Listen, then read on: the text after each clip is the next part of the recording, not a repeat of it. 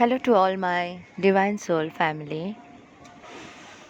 ये एक मैसेज है जो मुझे एक सिस्टर ने बहुत प्यार से कई दिन पहले भेजा था, पर जब तक मुझे कुछ क्लिक ना होता मैं वीडियो नहीं बना पाती हूँ। तो आज सिस्टर से मैंने परमिशन लिया और उन्होंने कहा हाँ दीदी, अभी मैं अनकंडीशनल लव सीख चुकी हूँ और मैं बहुत खुश फील करूँगी अगर आप मेरे वीडियो और फ़ोटो अपलोड करना चाहोगी तो कर सकती हो। डिवाइन फेमिनाइन बहुत प्यारी है और प्योर हार्टेड है। आप सब उनको बहुत सारा ब्लेसिंग्स देना।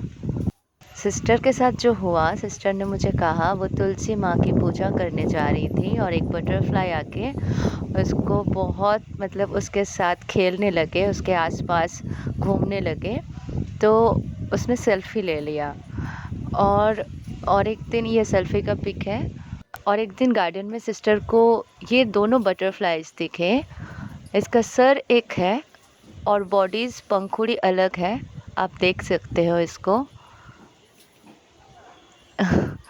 सो ब्यूटीफुल ट्विन बटरफ्लाई है ना, बहुत सुंदर है। और ये ट्रांसफॉर्मेशन के साइन देते हैं और यही बताते हैं कि रिबर्थ यानी सोल की जो हमारी जो लास्ट वर्जन है उसकी डेथ और new beginning, new birth, new rebirth, completion, दोनों चीज़ को दर्शाता है ब्लैक ट्विन बटरफ्लाई।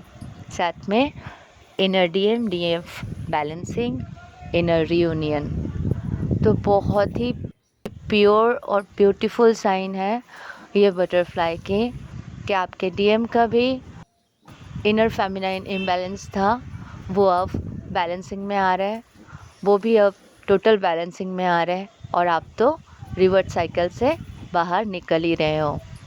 तो ये बहुत अच्छा साइन था। लास्ट 9/9 पोर्टल के बाद फिनिशिंग साइन है कि हम सब के साथ जो भी सिचुएशन आए, पर्जिंग हुए और भी पर्जिंग हो रहा है और उसके बाद एक न्यू साइकिल में हम सब एंटर कर चुके हैं।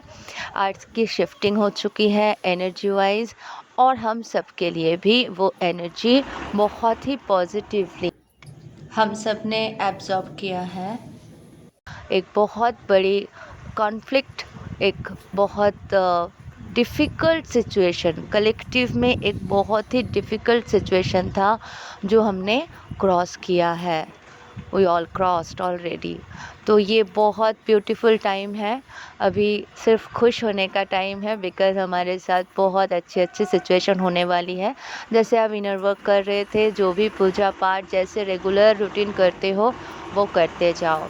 किसी सिस्टर ने ये भी लिखा था मुझे कमेंट पर कि 5 दिन पहले का, actually I am so sorry, मैंने आज देखा तो उसमें था कि बहुत मेडिटेशन के बाद गुस्सा आ रहा है, चिल्लाने को मन कर रहा है, चिल्ला रहे हैं, है ना, गंदी बातें आ रही है दिमाग में, गॉड पे ट्रस्ट नहीं हो रहे हैं।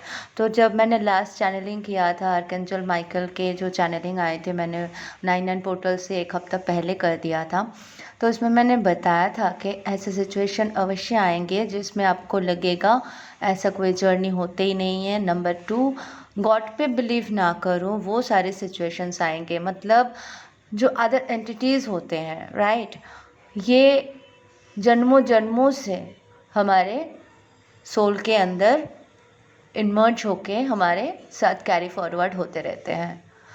अब जो कलेक्टिव में ये हमारे अंदर एक आदत सी बना देते हैं, रॉन्ग पैटर्न, बिलीफ सिस्टम, है ना, ये सब के साथ हम रिवर्ट फिर से जन्म लेते हैं, फिर से मृत्यु, फिर से जन्म लेते हैं, है ना, बहुत सारे दुख, तकलीफ, पीड़ा जो भी हम सह के आते हैं। तो इतने आसान नहीं होता इसका जाना।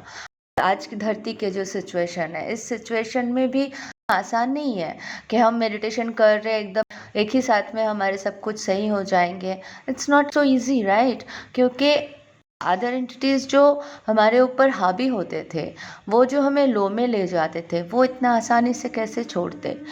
तो जैसे जैसे सिचुएशन आते हैं, अप्स एंड डाउन्स आते हैं, वो हमारे ऊपर हावी हो जाते हैं।